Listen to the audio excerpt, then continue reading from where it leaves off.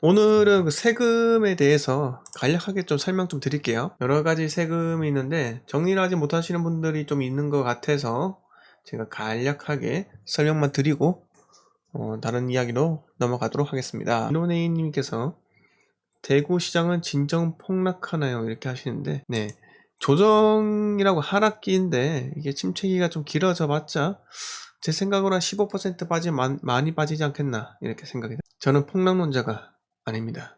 네. 그런데 조정은 어느 정도 있어야 한다고 생각을 해요. 조정이 없으면은 상승을 할 수가 없어요. 지방에서는 더더군다나 그렇습니다.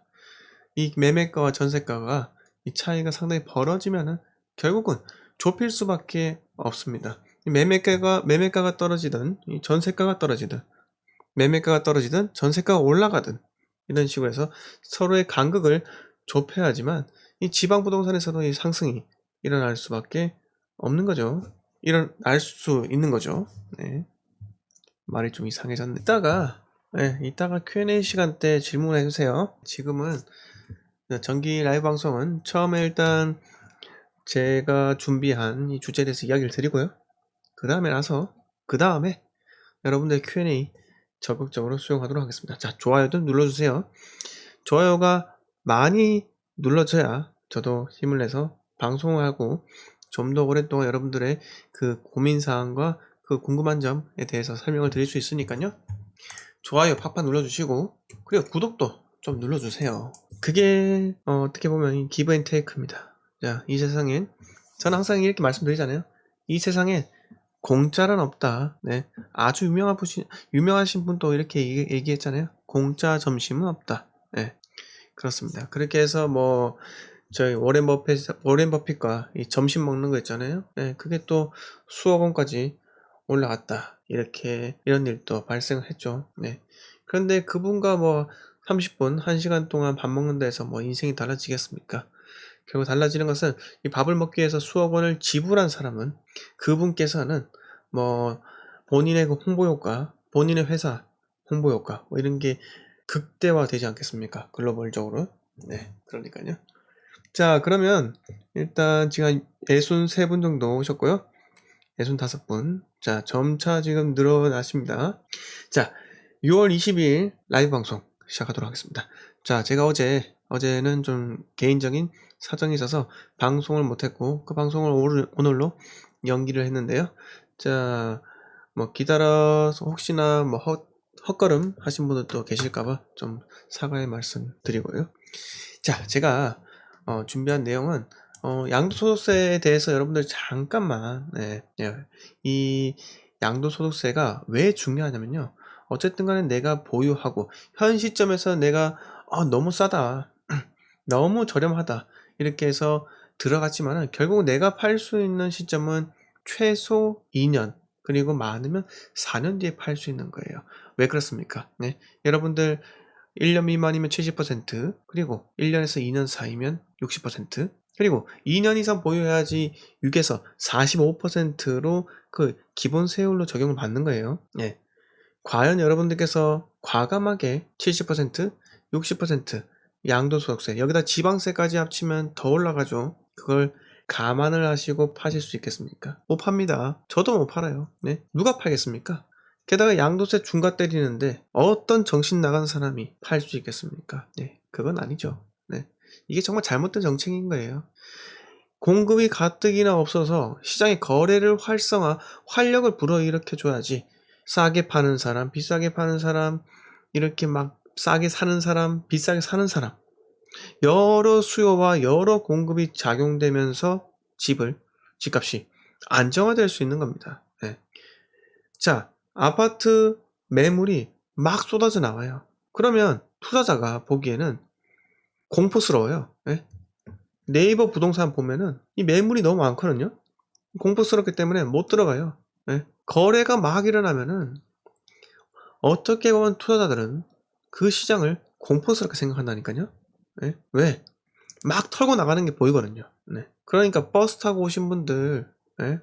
버스 타고 한 45인승 버스, 요새 코로나니까 한 20분 정도 버스에 나눠 타시고 거리두기 하시고 지금 지방으로 원정 랠리를 오시는데, 이분들이 저는 지금 지방시장은 6월 전까지 좀 많이 얼어붙었거든요. 왜?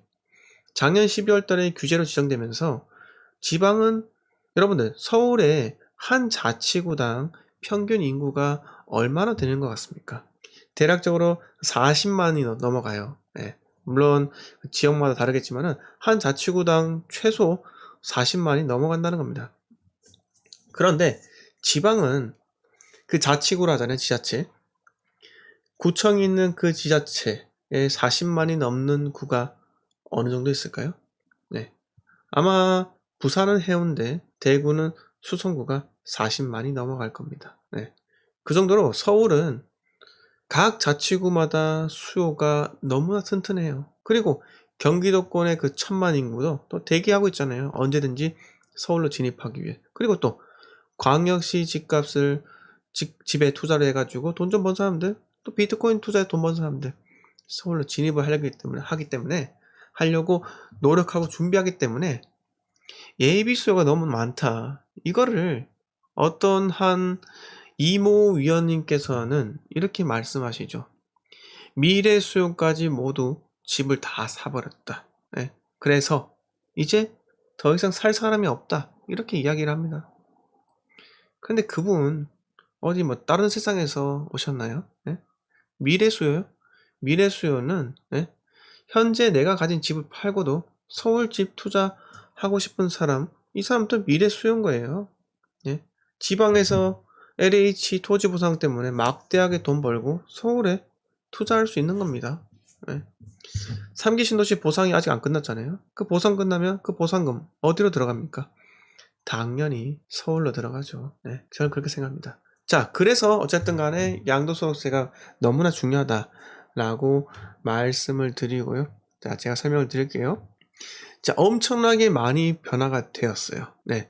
18년 1월 1일부터 18년 3월 31일, 18년 4월 1일부터 21년 5월 31일, 그리고 21년 6월 1일 이후, 아주 간단하게는 21년 올해 6월 1일 이전과 이후로 나뉜다. 이렇게 생각하시면 돼요.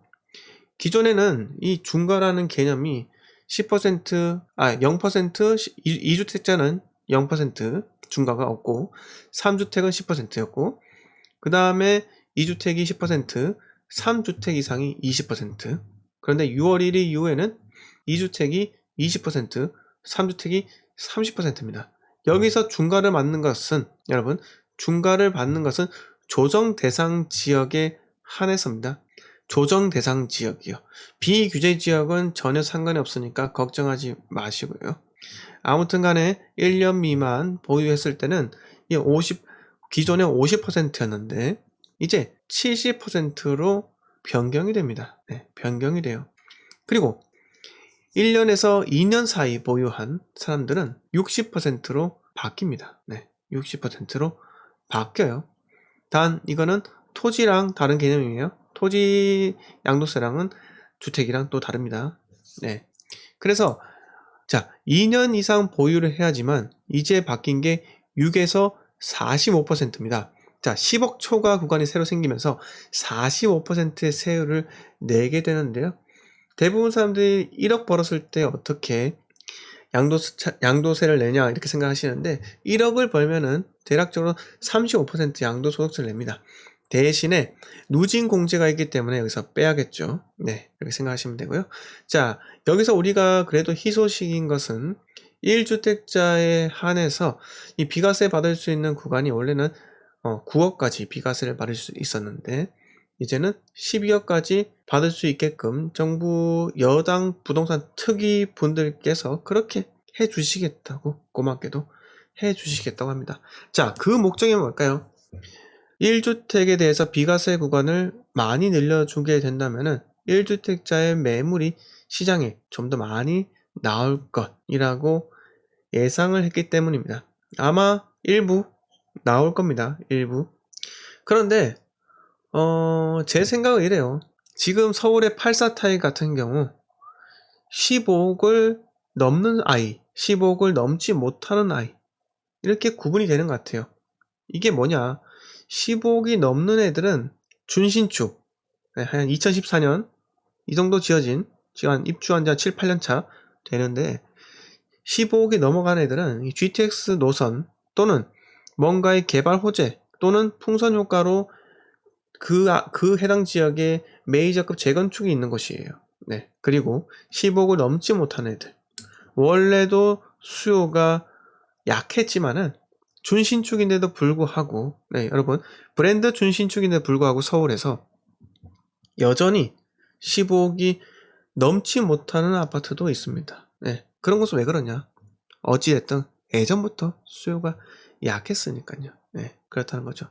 자, 다음으로 넘어가서 어쨌든 간에 장기보유 특별공제도 바뀌었잖아요.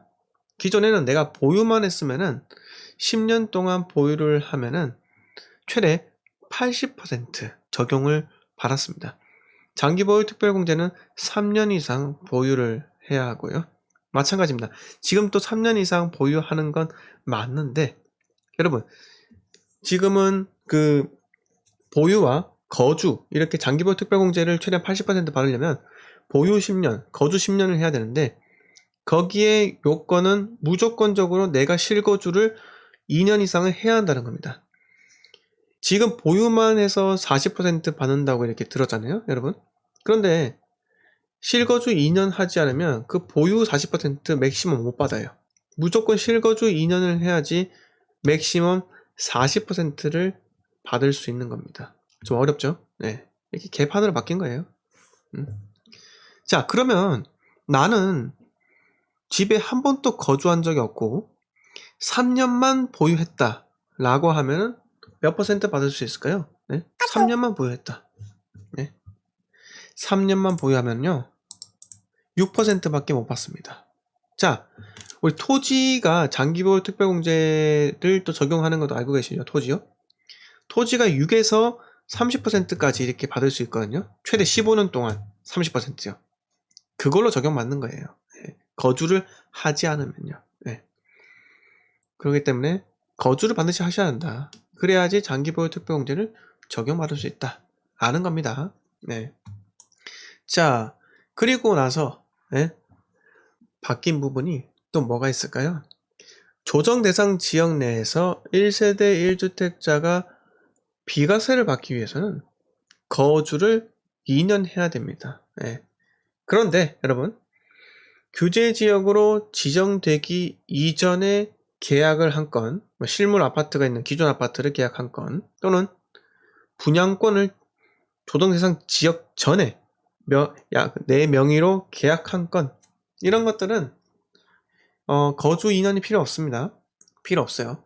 네. 그리고 제일 더러운 게 뭐냐? 제일 더러운 게 뭐냐?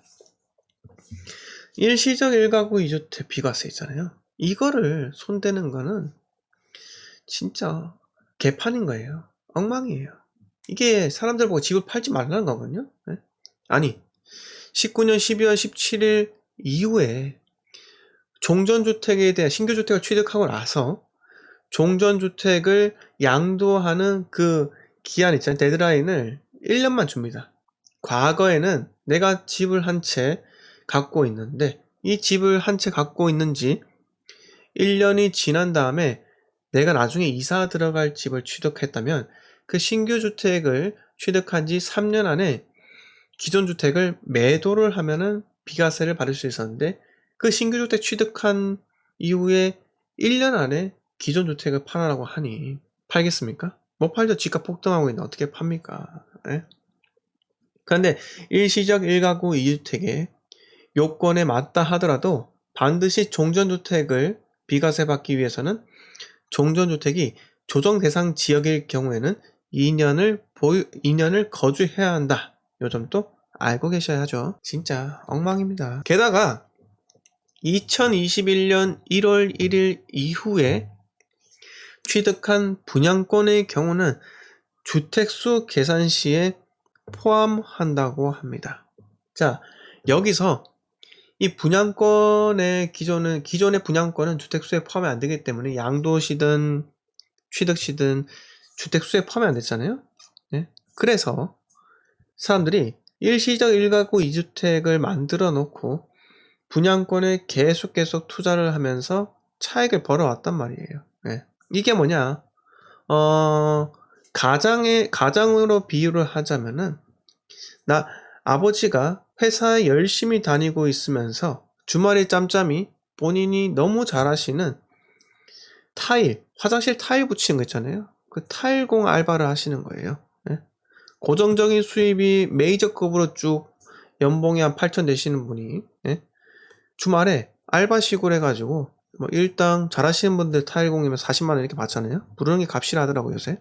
그렇게 되는 거를 막은 거예요. 겸업 제한을 하려고 하는 거죠. 예? 그렇습니다, 여러분. 정말 이게 세법이 이런 식으로, 저는 어차피 여러분, 제가 세법을 공부하기 위해서 제가 공인중개사 자격증도 있거든요. 공인중개사 자격증을 취득하기 위해서는 세법을 공부를 합니다. 저는 어쨌든 간에 부끄러운 얘기지만 3년 동안 공인중개사를 공부를 했어요. 어쨌든 간에 동차하다가 실패하고 그 다음에 1차, 2차 나눠서 했는데 세법을 3년 동안 했어요. 그래서 이 세법에 대한 이해의 기초는 괜찮다고 생각합니다. 그러니까는 제가 이렇게 세금이 바뀌더라도 쉽게 이해할 수 있는 게, 여러분들께서도 이 부동산에 대해서 공인중개사를 공부한 데에서 이 부동산에 대해서 더욱더 이해를 할 수 있는 건, 더욱더 투자를 잘할 수 있는 건 아니에요. 그건 확실합니다. 하지만 저처럼 스스로 뭔가를 결정하고 그런 논리, 본인이 직접 찾아보고 그런 여러 가지 상황에서 내가 최적화된 그런 결론을 내리는 걸 좋아하는 사람들은 공인중개사 따는 거 추천드려요. 네, 추천드립니다. 네.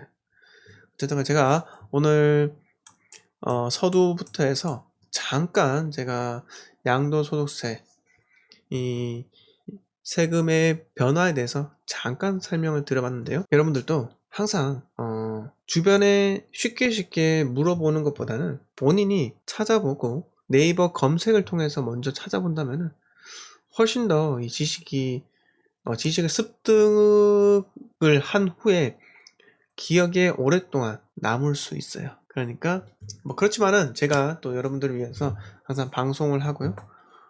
그렇게 제가 제 딴에 제 시간을 할애해서 충분히 여러분들에게 지식을 전파하기 위해서 노력을 하니까요. 그 점이 그래도 좀 고맙다라고 하신다면 좋아요 좀 눌러주세요.